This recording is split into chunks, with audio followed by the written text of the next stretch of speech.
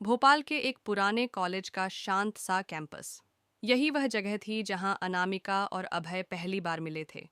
दोनों का दाखिला हुआ था B Ed, special education hearing impairment course में। अनामिका एक संवेदनशील लड़की थी।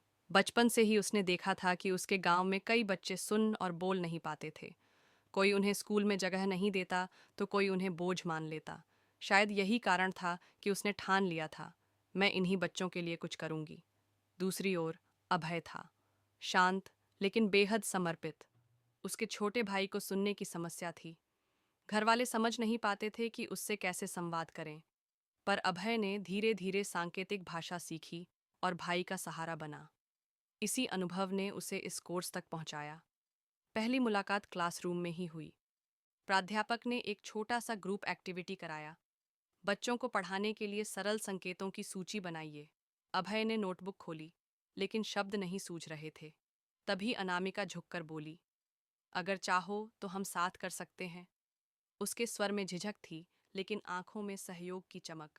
उस पल से उनकी बातें शुरू हुईं, कॉरिडोर में, लाइब्रेरी में और उन प्रशिक्षण कक्षाओं में जहां वे हियरिंग इम्पेयर्ड बच्चों से मिलते। जब दोनों बच्चों को पढ़ाने जाते तो अनामिका की आंखें चमक उठतीं। वो हाथों से इशारे करके कहानी सुनाती और बच्चे ठहाके लगाकर हंस पड़ते। अभय बस देखता रह जाता। उसके भीतर अनामिका के लिए एक अजीब सी मोहब्बत गहराने लगी थी। धीरे धीरे दोनों की दोस्ती ने प्यार का रूप ले लिया। कॉलेज की कैंटीन में बैठकर घंटों सपने देखते। हम एक स्कूल खोलेंगे, सिर्फ सुनने और बोलने में कठिनाई वाले बच्चों के लिए, अनामिका हंसते हुए कहती। और उसमें हम दोनों साथ पढ़ाएंगे। अभय उसकी आंखों में देखते हुए सोचता, काश ये सपना हमेशा जिंदा रहे। लेकिन जिंदगी इतनी आसान कहाँ होती है। अचानक अनामिका के घर से खबर आई, पिता बीमार हो गए थे और घर की जिम्मेदारियां उसी के कंधों पर आ गिरीं। कॉलेज छोड़कर वापस गांव जाना पड़ा। अभय के लिए ये पल किसी तूफान से कम न था। एक दिन लाइब्रेरी में अनामिका ने भारी मन से कहा, अभय, मुझे पढ़ाई बीच में छोड़नी होगी। माँ अकेली हैं, सबकी देखभाल करनी है। अभय की आंखों में नमी थी। वो जानता था अनामिका का जाना उसके सपनों का बिखरना होगा।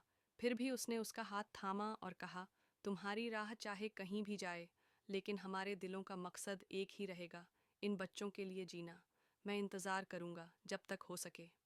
अनामिका चली गई। कॉलेज का हर कोना खाली सा लगने लगा। पर अभय ने हार नहीं मानी। उसने पढ़ाई जारी रखी, स्पेशल एजुकेशन का शिक्षक बना और बच्चों के बीच अपनी पहचान बनाई। वहीं अनामिका अपने गांव में बच्चों के लिए होम बेस्ड एजुकेशन प्रोग्राम चलाने लगी। वे अक्सर मिल नहीं पाए, लेकिन जब भी मिलते उनकी आंखों में वही पुरानी चमक लौट आती। एक ऐसा प्यार जो मिलन से नहीं, बल्कि सेवा और सपनों की साझा राह से बंधा था।